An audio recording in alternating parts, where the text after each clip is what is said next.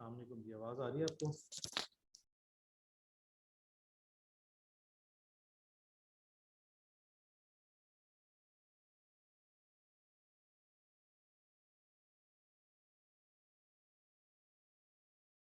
अस्सलाम वालेकुम, आवाज आ रही है आपको?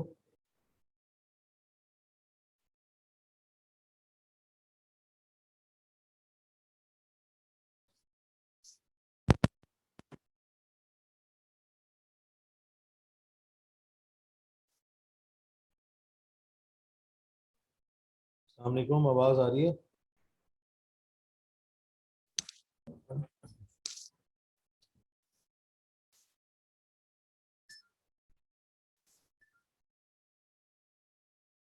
ओके, एक दफा एक बंदा उधर से बोल के बता दे ताकि फिर इसको स्टार्ट करें।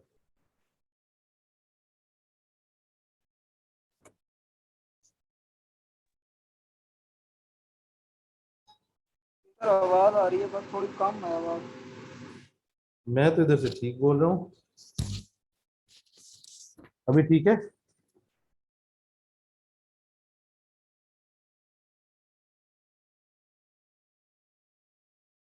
अभी ठीक है आवाज?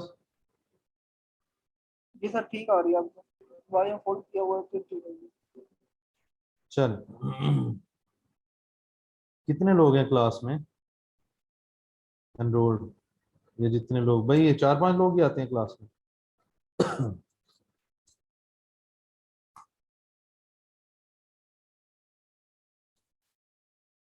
फिर भाई जी, हम ना, सर ज्यादा होते हैं, आज थोड़े काम है। तो मतलब वो इंटरेस्टेड नहीं है ये करने में? शायद फर्स्ट क्लास है, पता नहीं किसी का। चले नहीं, ग्रुप में सर उसामा ने कम्युनिकेट किया हुआ था।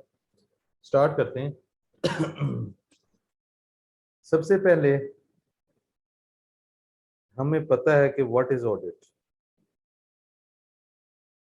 हमारे पास फाइनेंशियल स्टेटमेंट्स होती हैं, हमने इनका ऑडिट करना है ऑडिट के स्टैंडर्ड के हिसाब से। यानी कि क्या financial statements true and fair view दे रही हैं। ये कैसे आता है? जब हम अकाउंटिंग के स्टैंडर्ड यूज करके फाइनेंशियल स्टेटमेंट्स बनाते हैं। यानी कि हमारे पास फाइनेंशियल स्टेटमेंट्स हैं जो बैकएंड पे अकाउंटिंग स्टैंडर्ड्स यूज होके बनी होती हैं। हमने उनको चेक करके ये ओपिनियन देनी है कि क्या वो ट्रू एंड फेयर व्यू दे रही होती है या नहीं। अब जब हम बात करेंगे अकाउंटिंग स्टैंडर्ड की, ये अकाउंटिंग स्टैंडर्ड ही रहेगा, इसको ऐसे ही समझना है। मतलब हमने ऑडिट में देखना ही यही होता है कि क्या ये स्टैंडर्ड सही अप्लाई हुआ है। इसका मतलब है कि अकाउंटिंग स्टैंडर्ड को अकाउंटिंग स्टैंडर्ड के हिसाब से देखना है। जब आपके जहन में ये सारा कुछ होगा, तब आप इसको यूज करके अपने ऑडिट में हेल्प ले सकते हैं।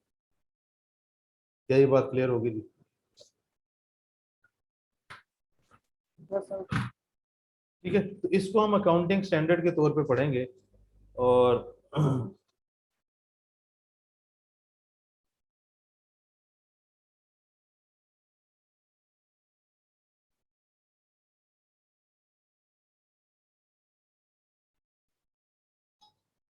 ठीक है जी, चलें आगे।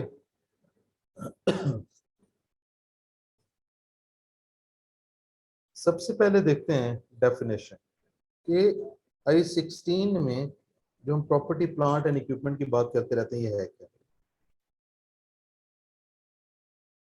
टेंजिबल आइटम्स हैं। हमारे पास दो तरह के एसेट्स होते हैं, टेंजिबल, इनटेंजिबल।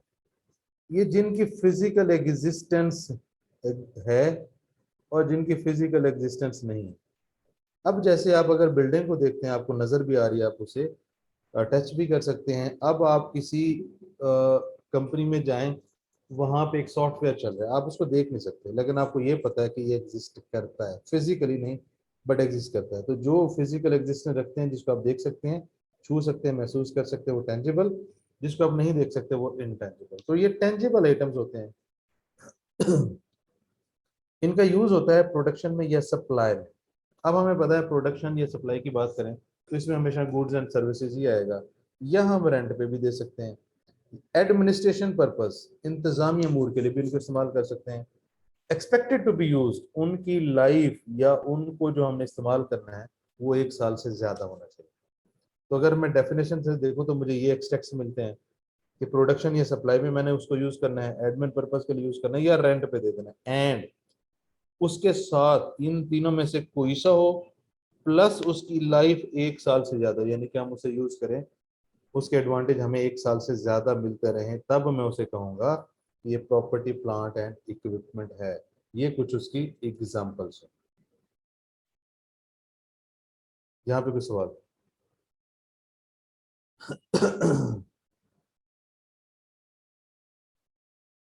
जी, माइक का यूज करें काइंडली। सवाल?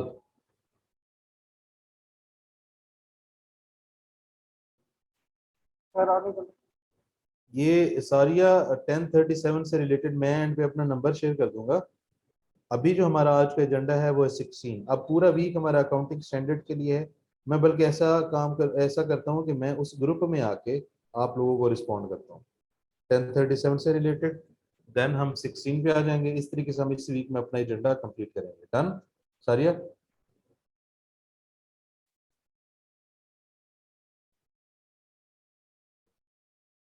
ओके, अच्छा जी। कुछ नोट है इंपॉर्टेंट। हम normally property plant and equipment को फिक्स एसेट के नाम से जानते हैं, यानी कि जब जब आपको फिक्स एसेट नजर आए इसका मतलब है कि प्रॉपर्टी प्लांट एंड इक्विपमेंट।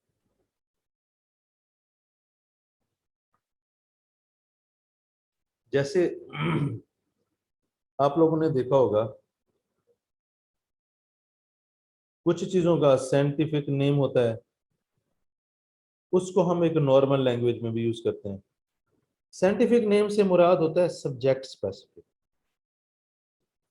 यानी कि जिस जिस क्वालिफिकेशन में आप हैं, जिस प्रोफेशन में आप हैं, उनमें चीजों का एक नाम होगा उस एकेडमिक्स के हिसाब से, उसको एक नॉर्मल लैंग्वेज में भी बुलाया जाता है। तो प्रॉपर्टी प्लांट एंड इक्विपमेंट को नॉर्मली हम फिक्स एसेट के नाम से जानते हैं। अच्छा, अब ये बड़ी अच्छी चीज है कि अगर मेरे पास प्रॉपर्टी प्लांट इक्विपमेंट है ज्यादा, बहुत अच्छी बात है बिजनेस के लिए। और अगर मैं इसको परचेज कर रहा हूँ, इसका मतलब मेरी बिजनेस की हेल्थ बहुत अच्छी है, मेरे बिजनेस के पास बहुत पैसे हैं, इसने लंबे टाइम तक चलना है। ये इंडिकेशन है कि अगर मैं हैवी मशीनरी खरीदता रहता हूँ, मेरे बिजनेस की कंडीशन अच्छी है,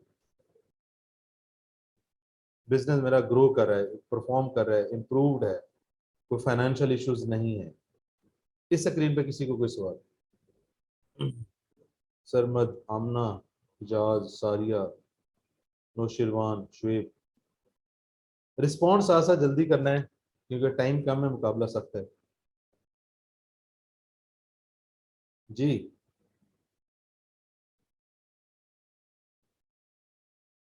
ओके, फैन माइक यूज कर लो।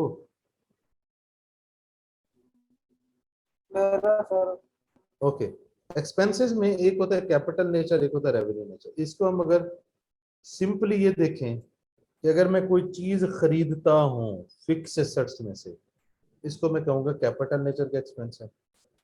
अगर डे टू डे बिजनेस हो, मिसाल के तौर पे मैंने पेट्रोल डलवाना है, मैंने मेंटेनेंस करवानी है, मैंने रिपेयर करवाना है, इस तरह की चीजें आपकी डे टू डे में आती हैं, इनकी लाइफ एक पीरियड से कम होगी। एक पीरियड से मुराद हमेशा क्या होगा?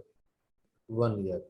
लेकिन जब मैं एक एसेट खरीदता हूँ, हमने प्रॉपर्टी प्लांट एंड इक्विपमेंट का अभी देखा कि उसकी लाइफ 1 साल से ज्यादा है। इसके अगर एग्जांपल्स में है, यहाँ पे मैं कार खरीदता हूँ, ये मेरा कैपिटल नेचर का एक्सपेंडिचर है, इसमें मैं पेट्रोल डलवाता हूँ, ये रेवेन्यू का। अब कार ने 1 साल से ज्यादा चलना है, पेट्रोल ने जल्दी खत्म हो जाना है। मशीनरी खरीदता हूँ, उसके ऊपर भी यही, मशीनरी को बिजली से चलाना पड़ेगा। दोनों जगह पे अगर मैं यहाँ पे कैरेज पे करता हूँ, तो अब इस कैरेज पे कर को मैंने इस मकसद के लिए यूज किया है, अवेलेबल फॉर यूज, कि वो एसेट मेरे पास आ जाए यूज करने के लिए। तो उस दौरान में अगर मुझे किराया लगाना पड़ता है तो वो कैपिटल नेचर का है। अगर मैं रिपेयर या मेंटेनेंस का के ऊपर एक्सपेंस करता हूं तो मेरा रेवेन्यू नेचर का एक्सपेंस है। तो आपने देखना यह है कि क्या वो फिक्स एसेट्स के ऊपर खर्चा हो रहा है या day to day. Fix asset क्या होगा जिसकी लाइफ एक साल से ज्यादा होगी, डे टू डे क्या होगा जिसकी लाइफ एक साल से कम होगी, जिसकी लाइफ एक साल से कम होगी वो रेवेन्यू में आ जाएगा, जिसकी लाइफ एक साल से ज्यादा होगी वो कैपिटल नेचर में आ जाएगा। एसेट की कॉस्ट का पार्ट बनेगा एक्सपेंस आउट होगा। जी सवाल।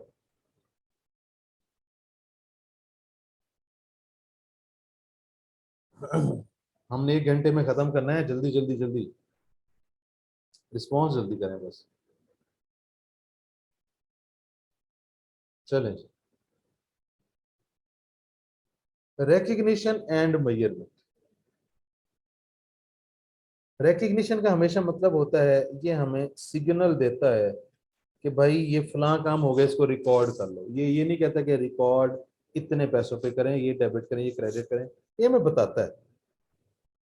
बताता किस बेस पे, उसके पास एक क्राइटेरिया होता है कि फ्यूचर इकोनॉमिक बेनिफिट। इसको अगर मैं सादा कहूँ कि ये एसेट हमें कमाई करके देगा और इसकी कॉस्ट भी हम मेजर कर सकते हैं, तो इस डेफिनेशन से मुझे ये दो चीजें मिली कि मुझे कमाई करके देगा और इसकी कॉस्ट भी मैं मेजर कर सकता हूँ। तब मुझे ये 16 कहता है कि इस एसेट को रिकॉर्ड कर लो। मेजरमेंट का मतलब होता है रिकॉर्ड करना, यानी कि जो हम actual accounting recording entry start करते हैं, दैट इज कॉल्ड मेजरमेंट। ये हमें डिफरेंट सेट ऑफ रूल्स की बेस पे बताता है कि भाई इस चीज को रिकॉर्ड कर लो। मेजरमेंट में हमें इनिशियली पता है कि इसको हमने कॉस्ट मॉडल पे रखना है। अब कॉस्ट मॉडल से क्या मुराद है वो देख लेते हैं। सब्सिक्वेंटली कॉस्ट मॉडल भी हो सकता है, रिवैल्यूएशन भी हो सकता है। लेट्स से कि एक मैं एसेट खरीदता हूँ, आज वो 1 लाख का मिला और ये आज ही यूज हो सकता है, इसका मतलब है आज इसकी कॉस्ट 1 लाख है। कभी कभी ऐसा एसेट होता है, लेट्स से कि मैं अगर एसी लेता हूँ, एसी के ऊपर मैं उसकी पहले परचेज करने की कॉस्ट लेता हूँ, फिर इलेक्ट्रिशियन को देता हूँ, फिर इक्विपमेंट देता हूँ, फिर फलां करता हूँ, गैस भरवाता हूँ, फलां फलां फलां, ये मल्टीपल कॉस्ट मिलके मेरे पास एक कॉस्ट है, ये भी कॉस्ट है। यानी कि अगर आप एक एसेट के ऊपर पैसे लगाते हैं, आज सारे पैसे लग गए और वो रेडी टू यूज है, तो वही उसकी कॉस्ट है। अगर आप एक एसेट को परचेज करते हैं और उसके बाद क्या होता है, उस पर मल्टीपल कॉस्ट लगते हैं, जब तक वो यूज के काबिल नहीं होता उस पर कॉस्ट लगती रहती है। सबको उठा के एक जगह पे क्लब कर लेंगे तो उसे कहेंगे कि इनिशियली हमने इसको कॉस्ट पे मेजर कर लिया है। जी, इस पे कोई सवाल?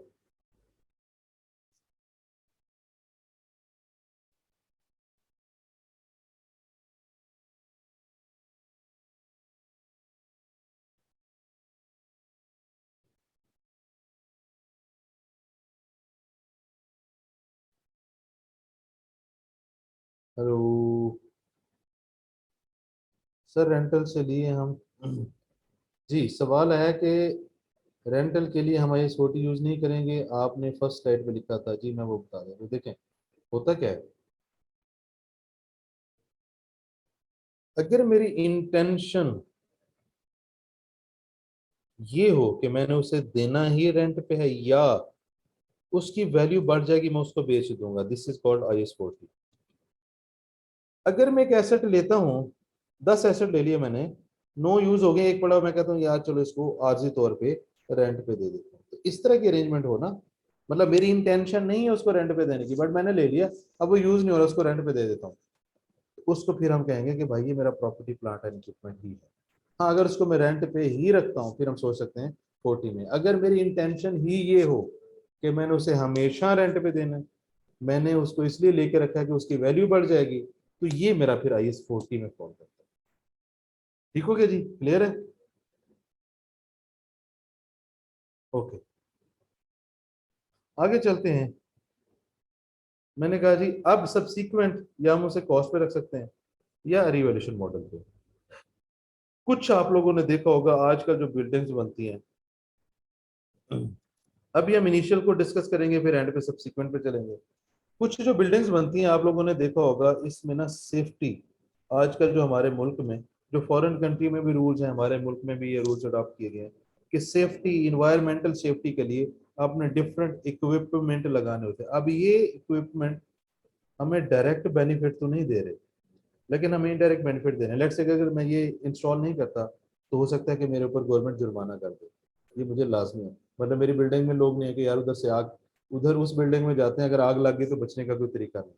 तो डायरेक्ट बेनिफिट नहीं दे रहे थे, लेकिन इनडायरेक्ट वो कहते हैं जो कमाई करके दे रहे हैं। ये इनडायरेक्ट कमाई करके दे रहे होते हैं आपको, इनडायरेक्ट बेनिफिट पहुंचा रहे होते हैं। इसको भी हम कहते हैं प्रॉपर्टी प्लांट एंड इक्विपमेंट। कुछ आप लोगों ने देखा होगा spare parts and servicing equipments, अगर उनकी लाइफ 1 साल से कम हो, जैसे आपके उसमें स्टेपलर पड़ा होता है, इस तरह की चीजें, पेंशन वाली चीजें पड़ी होती हैं, उनकी लाइफ 1 साल से कम होती है, इसको हमने स्टॉक है।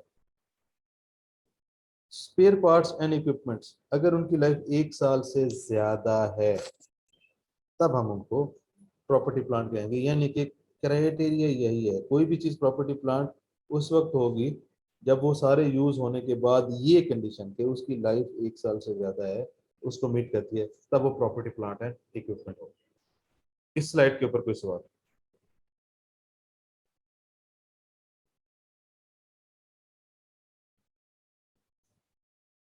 जी,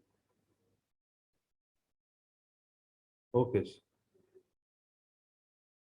कुछ चीजें और,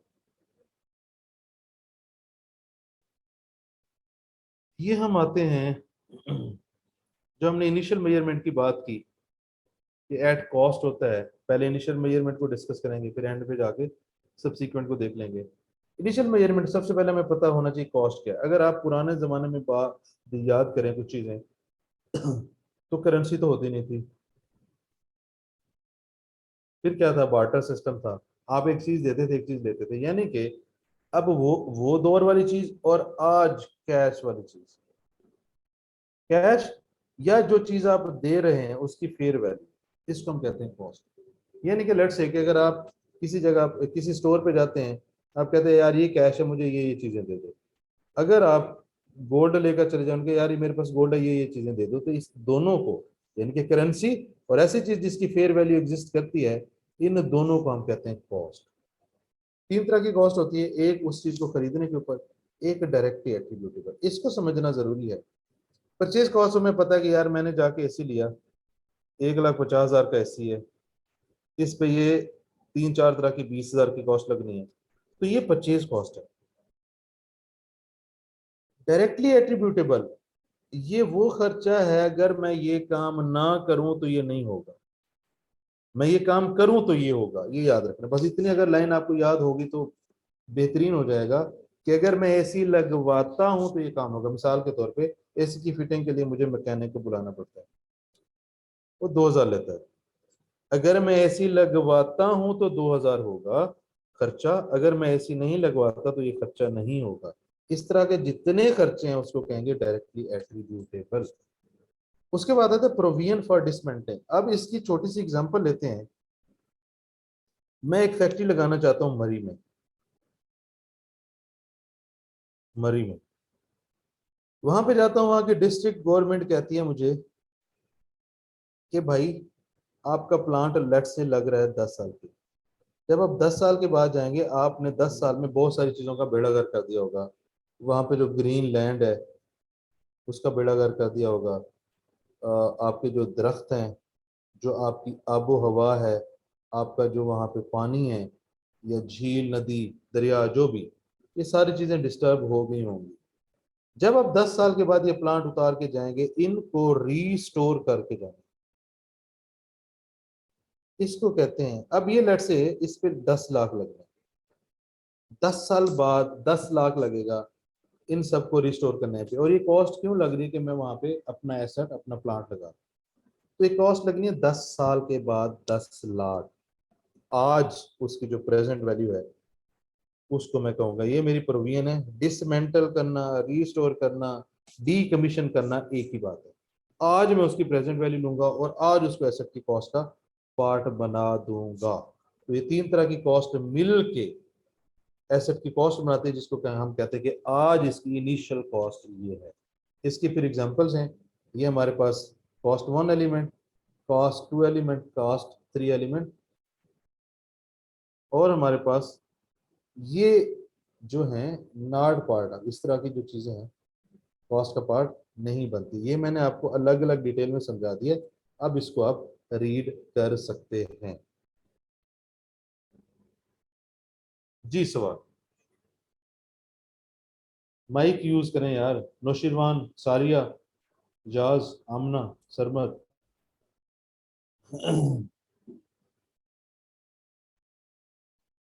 आप लोग क्लास में माइक नहीं यूज करते? सर ये सारा कुछ पढ़ तो अकाउंटिंग वाला रहेगा या फिर सामान वाला, इसका ऑडिट में यूज क्या होगा? क्या चीज? सर इसका ऑडिट में क्या यूज होगा? आप क्लास के शुरू में थे? जी सर, शुरू से जानते हैं। बच्चे, ऑडिट क्या होता है? ऑडिट ये होता है कि फाइनेंशियल स्टेटमेंट्स बनी हुई हैं, मैंने जाके उनको चेक करना है, मैंने उस पर ओपिनियन देनी है कि क्या ये सही बनी हुई है। अब सही जो मैंने जाके चेक करना है, कैसे चेक करूंगा फाइनेंशियल स्टेटमेंट्स कैसे बनती है? वो स्टैंडर्ड से बनती हैं, और अगर आपको स्टैंडर्ड नहीं आते तो आप ओपिनियन कैसे देंगे? इसका मतलब है आपको ओपिनियन देने के लिए अकाउंटिंग स्टैंडर्ड्स आने चाहिए। तब आप जाके देख सकते हैं ना कि यार ये IS 16 की चीज है, उसने फाइनेंशियल स्टेटमेंट में इसको IS 16 सही अप्लाई नहीं किया, तो ये ओपिनियन गलत हो जाती है। तो फाइनेंशियल स्टेटमेंट्स पे आपने ओपिनियन इस बेस पे देनी है ना कि स्टैंडर्ड सही लगे कि नहीं। अब अगर आपको स्टैंडर्ड ही नहीं आते तो फिर आप ऑडिट कैसे अप्लाई करेंगे? तो अकाउंटिंग स्टैंडर्ड तो अपने हिसाब से चलेगा। अकाउंटिंग स्टैंडर्ड ही है। हमने देखना होता है कि क्या ये स्टैंडर्ड फाइनेंशियल स्टेटमेंट में सही लगा है या नहीं। सही लगा है तो क्या ओपिनियन होगी, सही नहीं लगा तो क्या ओपिनियन होगी। तो ऑडिट में इनकी जरूरत इसलिए पड़ती है कि हम ये बहुत पहले चीजें पढ़ के आए होते हैं, आज हमें भूल चुकी होती है। तो अगर हमें वो नहीं आती तो हम अपना ऑडिट सही अप्लाई नहीं कर सकते, हम वहां पे वीक रहेंगे। इसलिए इस तरह के स्टैंडर्ड्स दोबारा पढ़ाए जाते हैं, रिवाइज करवाए जाते हैं। जी। ठीक है सर। ठीक है ना? ऑडिट की डेफिनेशन क्या है? ओपिनियन देना कि क्या financial statements true and fair view दे रही हैं इन ऑल मटेरियल रिस्पेक्ट्स। ऐसे ही कुछ डेफिनेशन है ना? जी सर। ठीक है, तो वो जो ट्रू एंड फेयर व्यू दे रही हैं वो आप कैसे चेक करेंगे? आपने देखना है फाइनेंशियल स्टेटमेंट्स में जो जो चीज लिखी हुई है वो किस किस स्टैंडर्ड की है, फिर आप उस चीज पे जाएंगे। क्या उस चीज पे स्टैंडर्ड सही लगा हुआ है? अब ये जो सही लगा हुआ है ये कैसे आएगा? अगर आपको स्टैंडर्ड आता है। ठीक है, मतलब आपकी ये जो 700 सीरीज सारी, अब ये तो मेरे ख्याल में आपके जो टीचर हैं ये सही रिलेट करेंगे किस स्टैंडर्ड, कौन सा स्टैंडर्ड कहाँ पे रिलेट होता है। बट मैं ये बता दूं कि आपका सारा ऑडिट फाइनेंशियल स्टेटमेंट्स के ऊपर होता है, और सारी फाइनेंशियल स्टेटमेंट्स अकाउंटिंग स्टैंडर्ड से बनी होती है। आपके जो सब्सटेंटिव प्रोसीजर भी सारे इन्हीं अकाउंटिंग स्टैंडर्ड्स के ऊपर ही डिपेंड कर रहे होते हैं। जी ऐसे ही है कुछ।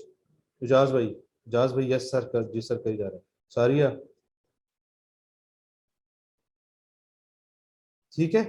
अब अगर आप देखें, चले मैं आपको थोड़ा सा कुछ बता देता हूँ। I16 में डेप्रिसिएशन आपको अकाउंटिंग में नजर आएगा, डेप्रिसिएशन के सारे मेथड, सॉरी ऑडिट में डेप्रिसिएशन के सारे मेथड नजर आएंगे। अब डेप्रिसिएशन क्या है, इसमें जो चीजें यूज होती हैं ये पॉलिसीज हैं कि एस्टिमेट्स हैं, वो सारे नजर आएंगे। तो प्रॉपर्टी प्लांट एंड इक्विपमेंट, इसके डिस्क्लोजर्स कैसे बनने हैं वो सारे यहाँ पे यूज होंगे। Property plant and equipment financial statement में कहाँ पे प्रेजेंट होना चाहिए, प्रेजेंटेशन क्या होनी चाहिए, वो सारी आपके ऑडिट में यूज होगी। तो ये जितने रेलेवेंट स्टैंडर्ड्स आपके टीचर ने आइडेंटिफाई करवाए हैं, 10, 37, 16, 36, 38, IS 8, ये वो स्टैंडर्ड हैं जो आपको ऑडिट में आने चाहिए। मतलब अदरवाइज टीचर को क्या पढ़िए कि वो आपका टाइम अकाउंटिंग स्टैंडर्ड के ऊपर वो जाया करवाए। जी, क्या ख्याल है? कुछ शुएब भाई आइडिया बना? ये सर, आपको समझ आ गया क्या करना है। चलो शुक्र है, तेन पहले पता ही नहीं सी मुंडिया। सर मैंने ये सोचा हुए सारे पढ़े हुए हैं, दोबारा हम क्यों पढ़ रहे हैं? इसलिए मैंने कहा। रिवाइज कर, दोबारा इसलिए पढ़ रहे हैं कि रिवाइज करें। टाइटल कॉस्ट बच्चे एक चीज को अपने नाम करवाना। अच्छा जी, चलें जी।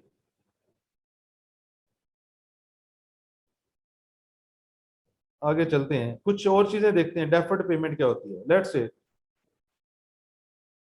आपने एक चीज है 1 लाख की, आपके पास आज पैसे नहीं, आप कहते हैं यार उधार कर लो, और 6 महीने के बाद मैं आपको एक 20 की दूंगा। तो हमारा आज खड़े होके आज डन हुआ है 1,20,000 और टाइम डन हुआ है 6 महीने। लेकिन अगर मैं 6 महीने में पैसे नहीं दे सकता और मैं लेट हो जाता हूँ और मुझे 1,30 देना पड़ता है, तो जो आज मेरा डन हुआ था इससे इजाफी मैं जितना दूंगा वो इंटरेस्ट होगा। आज मेरे ज्यादा जो बढ़ा के पैसे डन हुए हैं that is called deferred payment. इससे ऊपर जो जाएगा वो इंटरेस्ट होगा, जो आज मेरा तय हुआ है वो एसेट की कॉस्ट है। जी ये मैंने एंट्री भी लिखी हुई है एसेट टू पेपर। जी सवाल डेफर्ड पेमेंट पे जल्दी जल्दी बहुत ज्यादा तेज रिस्पांस आपका चाहिए, बहुत डाटा पड़ा। किसी की क्लास तो नहीं है इसके बाद?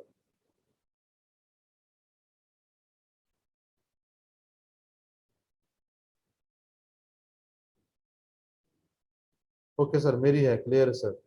चलें कोशिश करते हैं जल्दी खत्म करने की। अच्छा जी, सब्सीक्वेंट एक्सपेंडिचर ये याद रखना है कि अगर वो एसेट को इम्प्रूव करता है, enhances useful life, performance capacity, reduction in running operating cost, या हम किसी पार्ट को रिप्लेस करते हैं, पुराना पार्ट हटा देते हैं नया पार्ट लगा देते हैं, वो कहता है ये कैपिटलाइज होगा सिर्फ उस वक्त अगर ये रिकग्निशन का क्राइटेरिया मीट करता है, जो हमने कहा था फ्यूचर इकोनॉमिक बेनिफिट देगा, कॉस्ट उसकी मैयर कर सकते हैं। तो सब्सीक्वेंट एक्सपेंडिचर को हमने रिकग्निशन क्राइटेरिया के बेस पे दोबारा एसेट की कॉस्ट का पार्ट बनाना। सेल्फ कंस्ट्रक्टेड एसेट हमारी जितनी चीजें हैं मटीरियल लेबर ओवरहेड उन सबको ऐड करेंगे, हमारे पास एसेट बन जाएगा। जो कॉस्ट होगी उसको डेप्रिशिएट कब करना शुरू करेंगे, जब हम उसे यूज करना स्टार्ट कर देते हैं। जी सवाल।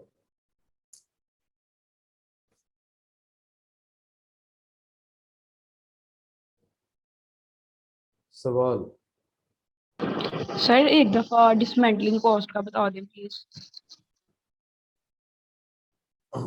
डिसमेंटलिंग कॉस्ट देखें,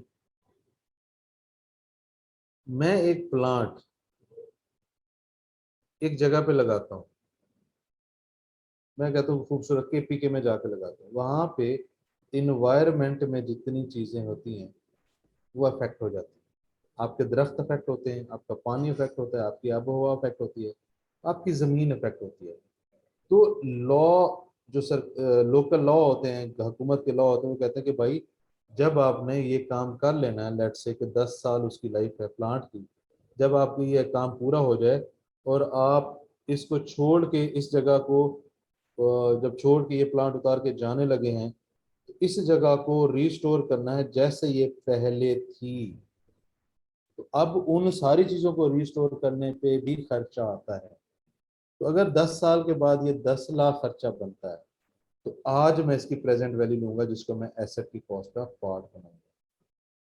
रिस्टोर करना रिक्वायर्ड बाय लॉ है, और जब मैं फ्यूचर में रिस्टोर करूंगा तो मेरी कॉस्ट लगेगी। आज उसका क्या इम्पैक्ट होगा, आज उसकी मैं प्रेजेंट वैल्यू लूंगा, तो फिर हम इंशाल्लाह उसको ऐड कर सकते हैं। जी 11:15 पे क्लास है, बस ठीक है 11:15 तक खत्म कर लेंगे। 11:15 से पहले तो किसी को नहीं, किसी क्लास में। जी आमना बच्चे क्लियर है? आमना ओके जी। कुछ टर्मिनोलॉजीज हैं इसको सुपर वे में सुपर फास्ट गुजारते हैं।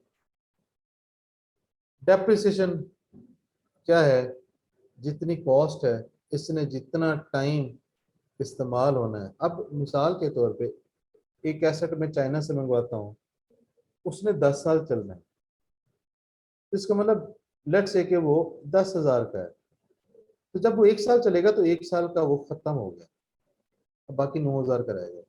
इसी चीज को कहते हैं डेप्रिसिएशन।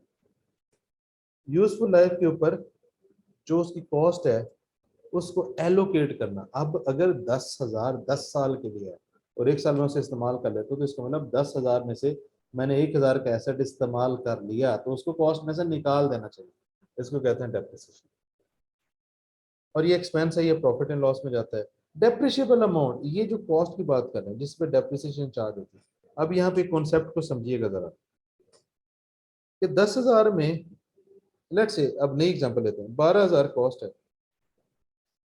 मुझे पता है कि ये जब 10 साल गुजर जाएंगे तो ये 2000 का स्क्रैप, जिसको हम कहते हैं कबाड़िया, हमसे ले लेगा लोहा। तो 10 साल के बाद तो ये 2000 मिल जाना है, इसका मतलब ये 2000 कभी डेप्रिशिएट नहीं होता। तो डेप्रिशिएबल अमाउंट क्या बनेगी, इसमें से ये रेजिडुअल वैल्यू माइनस करें पहले। जो 10 साल गुजरने के बाद भी पैसे मुझे आ जाने हैं तो वो तो डेप्रिशिएट नहीं हो सकते, इसीलिए डेप्रिशिएबल अमाउंट में से जो हमें फ्यूचर में वैल्यू आनी है उसको हम माइनस कर देते हैं। डेप्रिसिएशन पीरियड कितने टाइम के लिए उसने यूज होना है, इसी को हम कहते हैं यूजफुल लाइफ। अब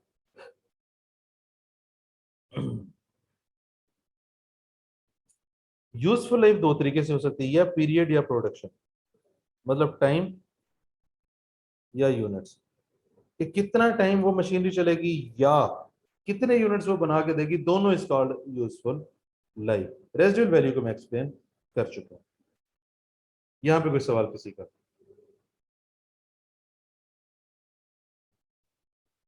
जी यहाँ पे कोई सवाल? इड्डे बड़े माइक ने आपके पास, फिर भी टाइप करते हैं। क्लियर है। सर कोई सवाल नहीं, क्लियर है। ओके ओके, डांटा था ना मिस।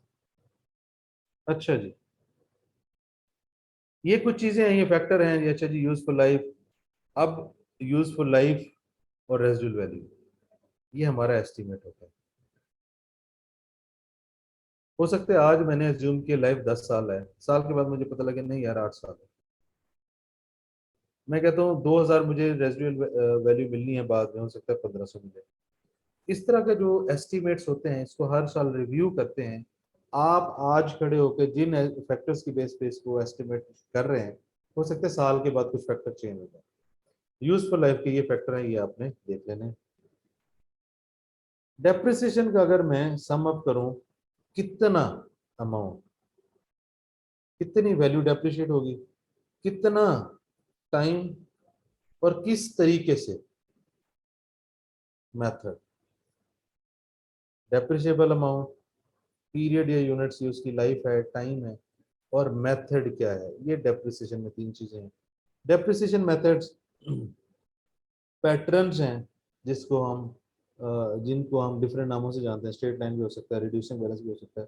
ये पैटर्न नहीं, ये मेथड है कि आपने एक एसेट को डेप्रिशिएट कैसे करना है। हम यहाँ पे आते हैं अगले कॉन्सेप्ट पे, फेयर वैल्यू। आप फेयर वैल्यू को सिंपल तरीके से समझें कि आज अगर लेट्स से कि मैं बाइक मार्केट में लेकर जाऊं, जहाँ पे बाइक्स वगैरह से लेते हैं, मैं कहता हूँ यार मेरे पास CD70 है, नई 2021 मॉडल। मैं जाता हूँ मार्केट में, मैं कहता हूँ कि हाँ जी बताएं कितने पैसे देंगे। तो आज आज आज आज मार्केट में उसकी कितनी वैल्यू लगती है, दिस इज कॉल्ड फेयर।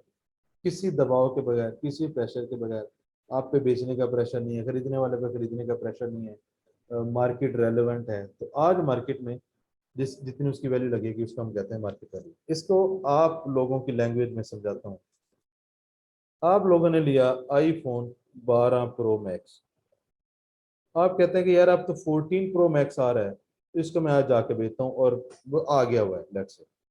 आप जाते हो 14 प्रो मैक्स कितने का जी, लेट्स से जी 3 लाख। आप कहते हैं यार मेरे पास 12 प्रो मैक्स है, कितने का बिकेगा, वो कहेगा जी 1,50,000 इसके होंगे, ये मैं आपसे ले लूंगा, ये 1,50,000 हो गए, 1,50 आप और देना, मैं आपको 14 प्रो मैक्स दे दूंगा। तो आज इसकी वैल्यू लगी 1,50। This is called fair value. जी, फेयर वैल्यू, क्या ये क्लियर है?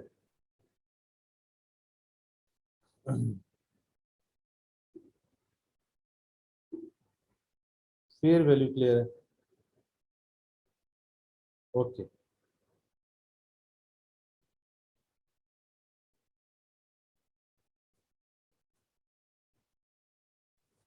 कैरिंग अमाउंट हमें पता है यार, जितनी कॉस्ट थी,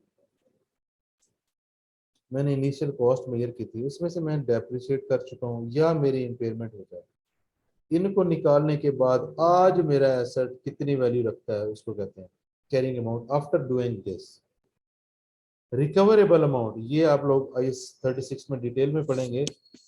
इसका मैं अभी सिंपल ये बता देता हूँ कि मार्केट में कितनी वैल्यू है, और अगर उसे मैं यूज करता हूँ तो मुझे कितने कमा के देगा। इन दोनों में से हायर को हम कहते हैं रिकवरेबल अमाउंट।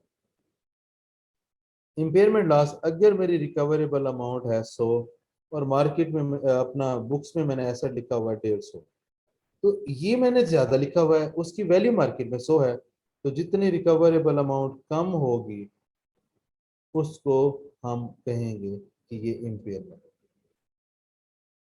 यहाँ पे कुछ सवाल? सर अगर डिस्काउंट हो तो वैल्यू डिस्काउंट लेस करके होगी, ये नहीं बच्चे, जब डिस्काउंट होगा तो जब हमने इनिशियल मेजरमेंट की होगी तो डिस्काउंट इसी वक्त लेस हो गया होगा। डिस्काउंट लेस होने के बाद इनिशियल कॉस्ट बनी होगी, तो इनिशियल कॉस्ट से आगे हम आ जाएंगे, डेप्रिशिएट करेंगे वो लेस होगी, इम्पेयरमेंट करेंगे वो लेस होगी। तो फेयर वैल्यू के लिए, फेयर वैल्यू के लिए आपको नेट करके जितने पैसे मिलते हैं that is your fair value. आपको नेट करके आपकी चीज के जितने मिलते हैं तो फेयर वैल्यू। ठीक है। सर हम ट्रेड डिस्काउंट क्यों माइनस करते थे? ये इंट्रो में बहुत पढ़ी थी लेकिन अभी वाकई भूल गई हुई है।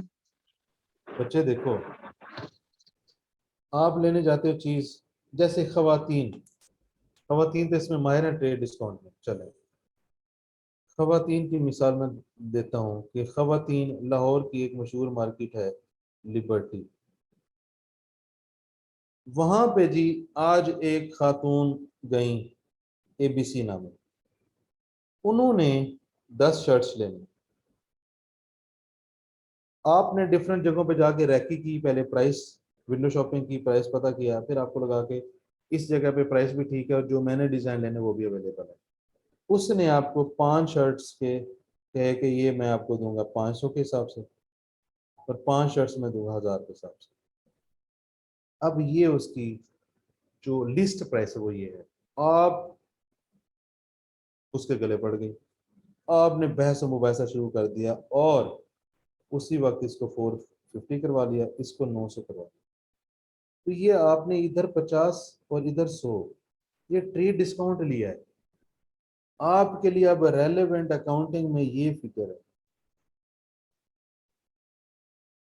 हाँ जी, हूं दस आमना, आप समझ आ गई ट्रेड डिस्काउंट? आप तो ये पूरी यस जिंदगी सर। करती रही हैं, खवातीन तो ये पूरी जिंदगी करती रही है। ठीक है, यस सर ठीक है। ये देखिए ऐसी मिसालें हो तो फिर जल्दी अकाउंटिंग समझ आ जाए। डेप्रिसिएशन मेथड्स, हमारे पास ये डिफरेंट मेथड्स हैं, straight line, reducing balance, sum of digit, depreciation by the number of units produce. सबसे पहले डेप्रिसिएशन स्टार्ट कब होनी चाहिए? जब आप उसे यूज करना शुरू कर सकते, यानी कि यूज कर सकते हैं। अब यूज करते हैं या नहीं ये आपकी सरदर्दी है, लेकिन आप उसे यूज कर सकते हैं, उस वक्त से आप उसको डेप्रिसिएशन, लेट्स से कि 1/1/21 पे आपके पास एसेट अवेलेबल फॉर यूज हो गया, आप उसे यूज कर सकते हैं। आप हो सकता है पूरा 21 यूज ही ना करें, वो आपका मसला है, लेकिन यहाँ से डेप्रिसिएशन स्टार्ट हो जाएगी। अच्छा, रुकेगी कब डेप्रिसिएशन? जब हमें उसे डिस्पोज कर, जब मैं उसे डिस्पोज कर दूं, जब मैं उसे सेल कर दूं। वो कहता है कि अगर मैं उसे वेला रख देता हूँ, उसका यूज नहीं करता, इसका ये मतलब नहीं कि डेप्रिसिएशन होता है। डेप्रिसिएशन जितनी लाइफ आपने रखी थी, लेट्स से 10 साल की, उससे पहले अगर आप बेचते हैं या 10 साल डेप्रिसिएशन करें, बेचना और पूरी डेप्रिसिएशन चार्ज करना, इसके अलावा डेप्रिसिएशन नहीं रुक सकती, चाहे आप उसको यूज करें या ना करें। अब हम आते हैं मेथड्स के ऊपर। स्ट्रेट लाइन, सिंपल सा, मेरे पास कॉस्ट है रेजिडुअल वैल्यू माइनस की, कॉस्ट है रेजिडुअल वैल्यू माइनस की, या मैं इसे रेट मल्टीप्लाई कर दूं या लाइफ पे डिवाइड कर दूं, इसको मैं कहता हूं कि मैं डेप्रिसिएशन कर रहा हूं स्ट्रेट लाइन के हिसाब से। कोई सवाल?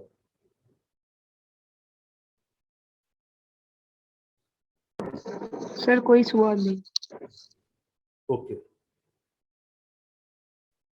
रिड्यूसिंग बैलेंस मेथड मेरे पास, ये डिफरेंट नाम है, ये आपने देख लेने हैं, ये सारे इसी के नाम है। कैरिंग अमाउंट या रिटर्न ऑन वैल्यू, वहां पे मैंने लिखा था कॉस्ट, इनिशियल कॉस्ट।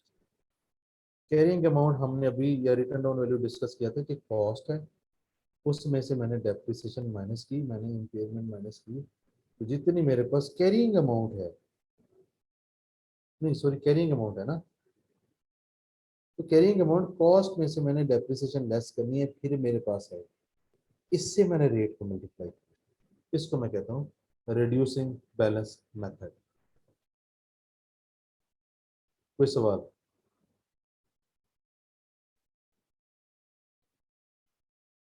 जी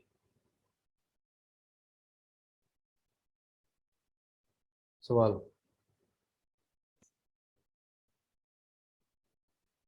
हेलो, वो किधर टूर गए हो?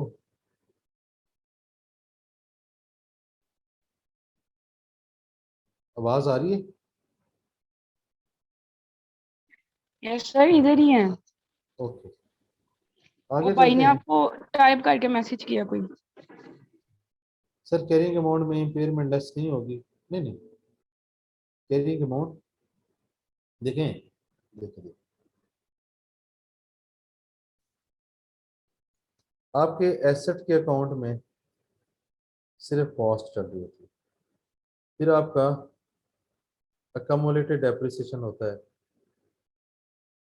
यानी कि डेप्रिसिएशन को मैं अगर कहूँ वो कमुलेटेड डेप्रिसिएशन में पड़ा होता है। इम्पेयरमेंट आपकी अकमुलेटेड इम्पेयरमेंट होती है। अगर आपसे कोई पूछे आज मेरे पास एसेट कितना बचा हुआ है रिमेनिंग, उस दिन मैंने ये भी मैनेज करके ये भी मैनेज करके बताया। लेकिन जब मैं बात करता हूँ रिड्यूसिंग बैलेंस की, उसमें स्टैंडर्ड कहता है कि कॉस्ट में से अकोमोलेटेड डेप्रिसिएशन माइनस करें और इस पे रेट लगाएं। हाँ, अगर आप ये कहते हैं कि यार आज एसेट कितने का पड़ा हुआ है, तो मैं एसेट के अकाउंट में से कॉस्ट उठाऊंगा, डेप्रिसिएशन के अकाउंट में से अकोमोलेटेड डेप्रिसिएशन उठाऊंगा, इंपेयरमेंट में से अकोमोलेटेड इंपेयरमेंट, दोनों को लेस करूंगा, फिर बताऊंगा कि भाई लाख का एसेट था, 10,000 डेप्रिसिएशन है, 2,000 की इंपेयरमेंट हुई है, तो मेरे पास 88,000 का एसेट आज मौजूद है। डेप्रिसिएशन किस पे करनी है? कॉस्ट माइनस अकोमोलेटेड डेप्रिसिएशन पे करनी है। जी क्लियर है? वो है। चलो जी, गुड हो गया। सम ऑफ डिजिट मेथड, ये आप लोगों ने क्यूएम में मेथड फार्मूला पढ़ा होगा। वैसे अगर मैं कहता हूँ मेरी लाइफ 5 साल है, मैं इनको ऐड कर लूँ, 1 2 3 और 3 6 और 4 10 और 5 15, ये हो गया 15, या उसको मैं इस फार्मूले में पुट करूं तब भी 15 आएगा। अब होता क्या है, मैंने कॉस्ट पकड़ी, एक मैंने कॉस्ट पकड़ी, उसमें से रेजिडुअल वैल्यू माइनस किया, इस पे मैं 15 मल्टीप्लाई करूंगा। आज पहला साल है तो 5, दूसरा साल है तो 4, रिमेनिंग लाइफ अगर मैं पहले साल का कर रहा हूँ तो पूरे 5 के 5 साल पड़े हुए हैं, पूरे 5 साल पड़े हुए हैं। अगले साल जब जाऊंगा तो 4 पड़े हुए हैं, उससे अगले साल 3 पड़े हुए हैं, उससे अगले साल 2 पड़े हुए हैं, उससे अगले साल 1 पड़ा हुआ है। तो ये मेरी टोटल लाइफ है। जी क्या ये क्लियर है?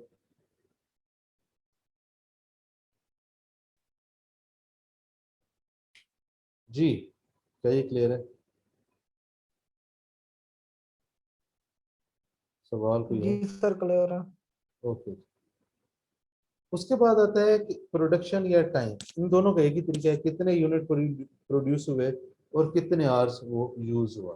तो आप क्या करते हैं, cost minus resident value total units या टोटल आवर, उस पर डिवाइड किया, कितने यूनिट बने या कितने घंटे इस्तेमाल हुए उससे मल्टीप्लाई करेंगे, तो मेरे पास इस मेथड की बेस पे डेप्रिसिएशन आ जाएगी। क्या ये क्लियर है?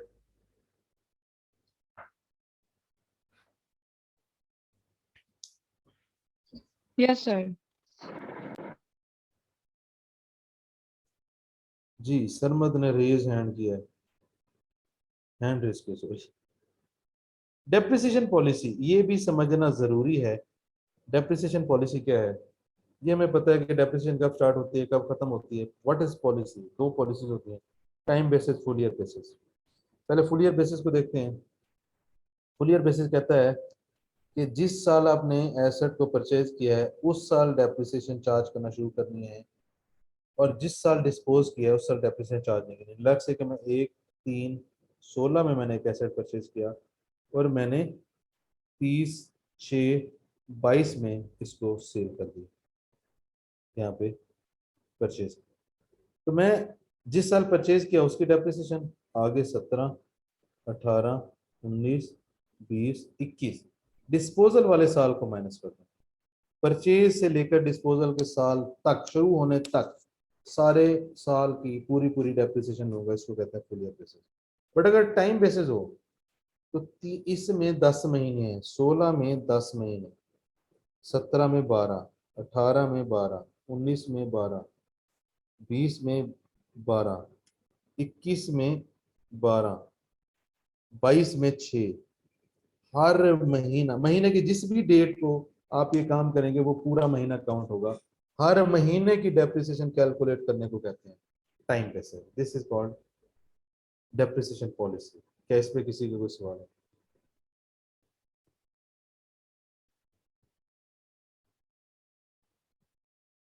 जी,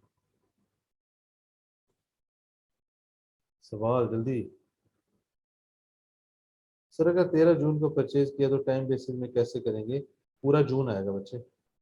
महीने की किसी भी डेट पे आप खरीदेंगे वो पूरा महीना काउंट होगा।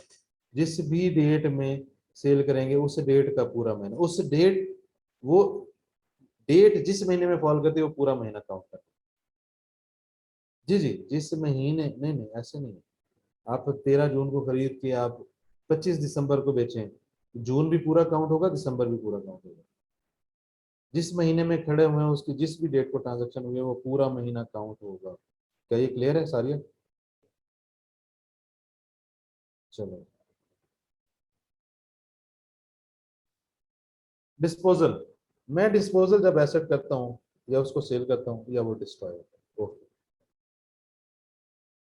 मुझे पता है अगर मैं एसेट डिस्पोज करता हूँ तो अपने एसेट को डी रिकग्नाइज करूंगा।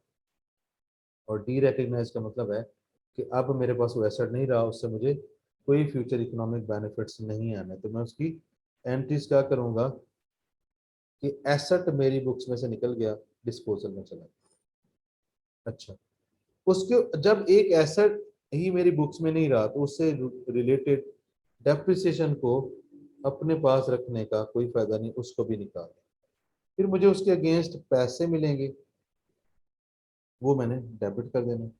जो बैलेंसिंग फिगर होगी वो मैं पी एंड एल में ले जाऊंगा। ये मेरा डिस्पोजल का अकाउंट बन जाएगा। इधर से उठा के मैं यहाँ डिस्पोजल पे ले आया,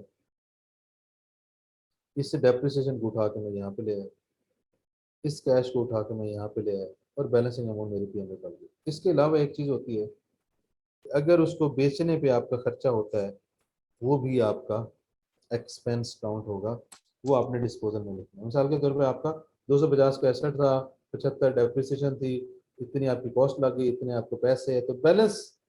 अब डिस्पोजल डेबिट साइड पे अगर लिखा है तो क्या एंट्री है? Disposal debit P and L credit. तो पी एंड एल क्रेडिट होने का मतलब ये है मुझे इनकम होगी। यहाँ पे आप एक चीज देखें, कैश लिखा हुआ या इंश्योरेंस। अगर आपका एसेट डिस्ट्रॉय हो जाता है तो यहाँ पे इंश्योरेंस रिसीवेबल उस वक्त लिखना है जब इंश्योरेंस की कंपनी ये मान जाए कि इतने पैसे मैं आपको दूंगी। अदरवाइज आप यहाँ पे इंश्योरेंस रिसीवेबल नहीं लिख सकते। जी, यहाँ पे कुछ सवाल?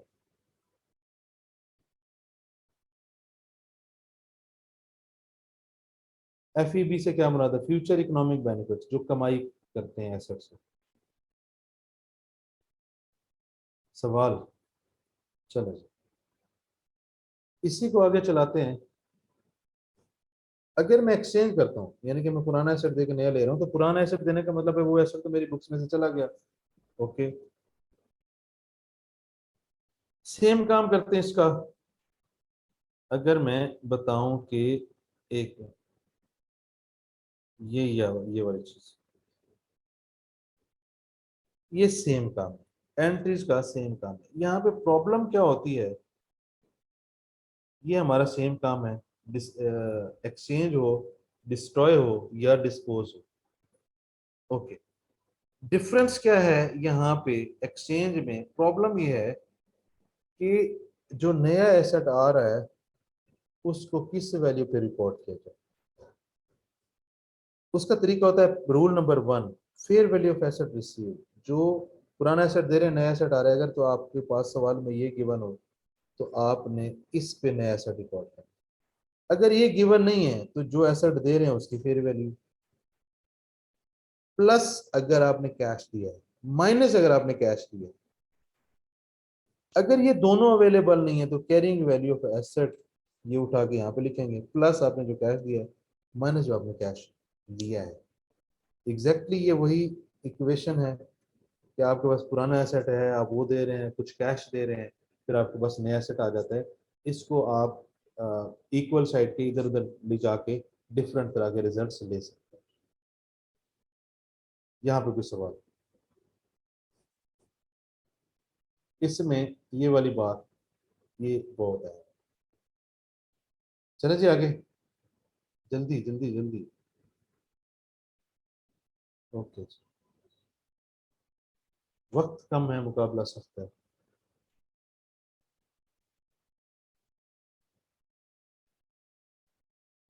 Change in estimates. अगर एस्टिमेट चेंज हो जाए, एस्टिमेट से क्या मुराद है? जब हमने यूजफुल लाइफ रेजिडुअल वैल्यू की बात की थी वो यही बात थी, इनमें से कुछ भी चेंज हो जाए, आपने क्या करना है उस दिन, जिस दिन इसमें से कुछ भी चेंज हुआ उस दिन WDV कैलकुलेट करनी है, नंबर वन। वो WDV आपकी नए एस्टिमेट्स के लिए न्यू कॉस्ट कंसीडर होगी।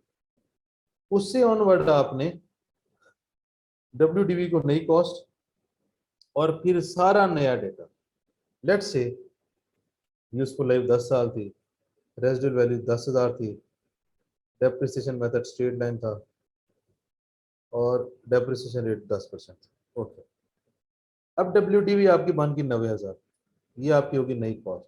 अब जो नया डाटा होगा वो सारा नया, लेट्स से कि इन चारों में से सिर्फ लाइफ चेंज हुई 800, नया डाटा और बाकी जो चीजें चेंज नहीं हुई वो ओल्ड उठा लेंगे। यानी कि मतलब है कि कहने का मतलब है कि नया डाटा सारा, अगर कोई चीज चेंज नहीं हुई तो वो कैरी हो जाएगी। ये आपने एस्टिमेट को इस तरीके से लेकर चलना है कि पुराने एस्टिमेट्स के साथ आपने डेप्रिसिएशन कैलकुलेट की, जब नया एस्टिमेट कोई भी चीज चेंज हुई साल के एंड पे आपने रिव्यू किया लाइफ को, रेजिडुअल वैल्यू को, डेप्रिसिएशन मेथड को, रेट को, आपने उस दिन WDV बना ली, वो कॉस्ट बन गई। अब आगे फ्यूचर में जो नया डाटा अवेलेबल है उसको यूज करके आपने डेप्रिसिएशन कैलकुलेट किया करें। यहाँ पे कुछ सवाल?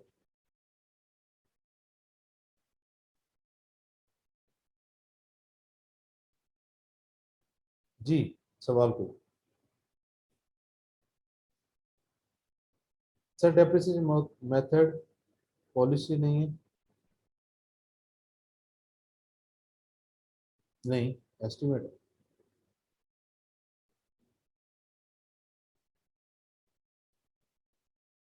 अच्छा जी,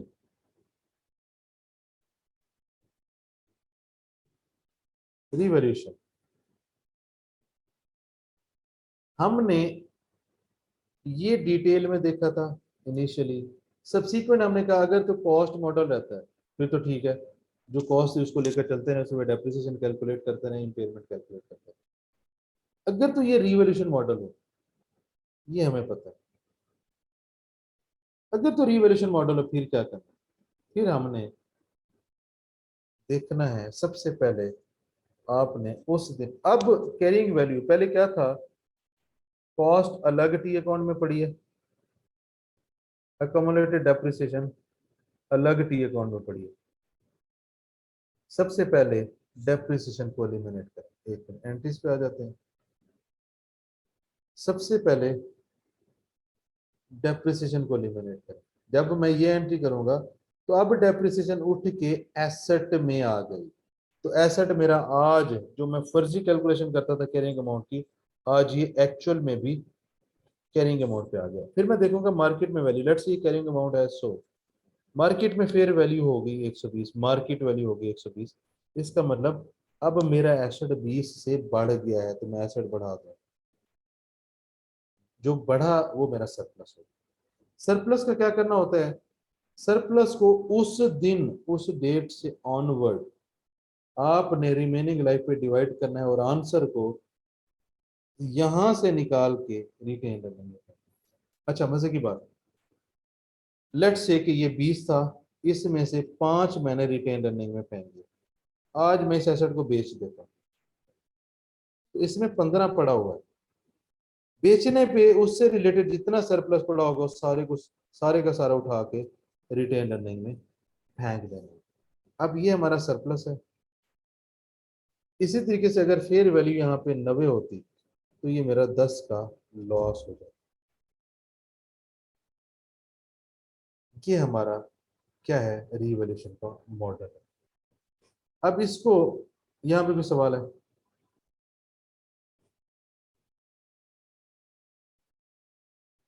ओके, इसको अब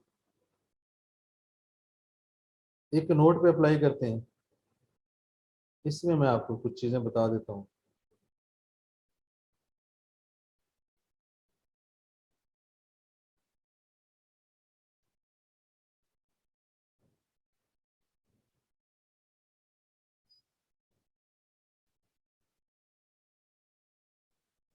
तो बस करो।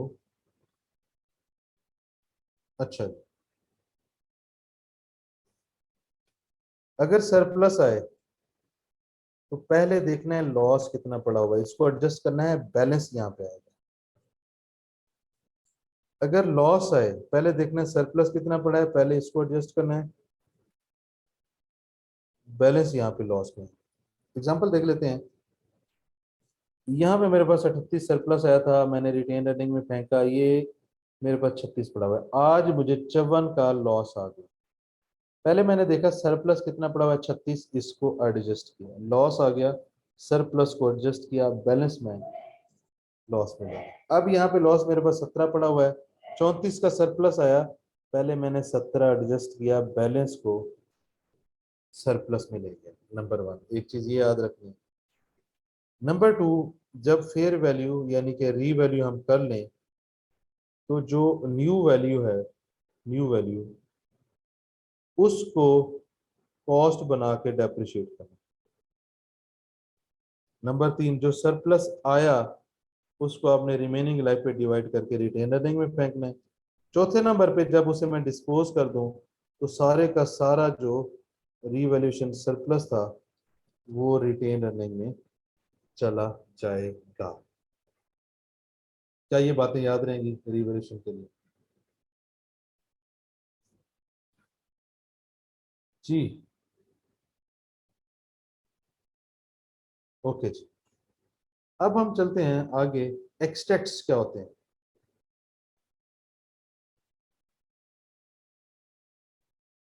एक्सट्रैक्ट्स की मैं आपको आज लॉजिक बताता हूं। जो भी आप किसी भी क्वेश्चन को आप कर रहे हैं उसमें से जितने हेड्स बैलेंस शीट या इनकम स्टेटमेंट में जाते हैं, आपने स्टेटमेंट का नाम लिखा, उसके साथ ये एक्सट्रैक्ट्स लिखना ये फर्ज है। पहली बात ये याद रखिए।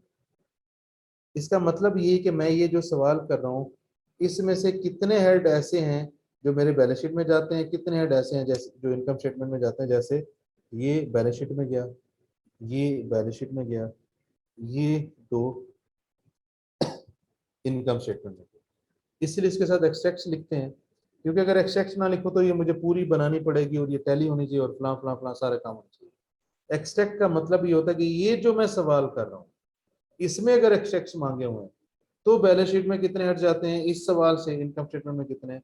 आपने सवाल हल करना है, उनके क्लोजिंग बैलेंसेस, आपको पता है बैलेंस शीट में क्लोजिंग बैलेंसेस जाते हैं और यहाँ पे फॉर द ईयर बैलेंसेस जाते हैं। ये उठा के आपने स्टेटमेंट्स में लिख देना है तो आपके एक्सट्रैक्ट्स बन जाते हैं। जी, यहाँ पे कुछ सवाल?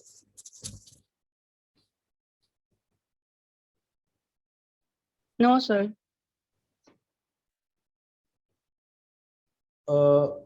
बस ये थोड़ा सा रह गया है सरमत, 2-3, मुझे मैं भी टाइम देख रहा हूँ साथ साथ।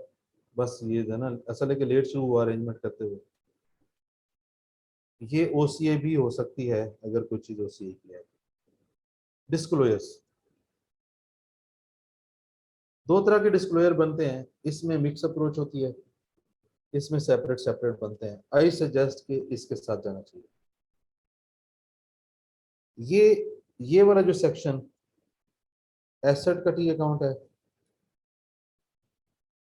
ये वाला जो सेक्शन है ये अकोमोलेटेड डेप्रिसिएशन का टी अकाउंट है, दैट्स इट। ये अकाउंट में आपको पता है कि ओपनिंग होता है, क्लोजिंग होता है, इस साल में ऐड कितना हुआ, इस साल में डिस्पोज कितना हुआ, रिवैल्यूएशन कितना हुआ। इसी तरीके से ओपनिंग, क्लोजिंग, इस साल की डेप्रिसिएशन, डिस्पोजल की डेप्रिसिएशन लेस करें। शुरू साल का जो ओपनिंग था, कॉस्ट और डेप्रिसिएशन उसका डिफरेंस, जो क्लोजिंग था उसका डिफरेंस, यही सारी चीजें यहाँ पे मिक्स होके आती हैं। ये दोनों हमारे पास डिस्क्लोजर हैं। हम एक्स्ट्रा चीजें क्या लिखते हैं, मॉडल कौन सा है, डेप्रिसिएशन मेथड क्या है, लाइफ क्या है, डेप्रिसिएशन रेट क्या है, ये हम लिखते हैं। ये हमारा जनरल डिस्क्लोजर्स है। यहाँ पे कोई सवाल है जी?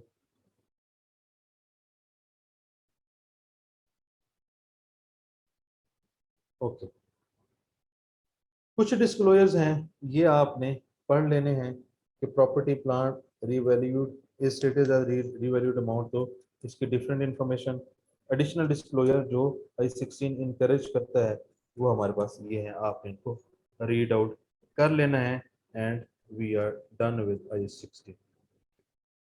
कुछ आइडिया बन गया जी 16 का?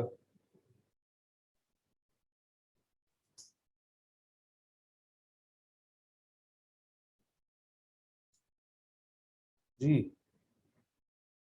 कोई सवाल है, कोई आइडिया बन गया? चलें, इंशाल्लाह फिर कल मुलाकात होती है अगले टॉपिक में। सलाम अलैकुम।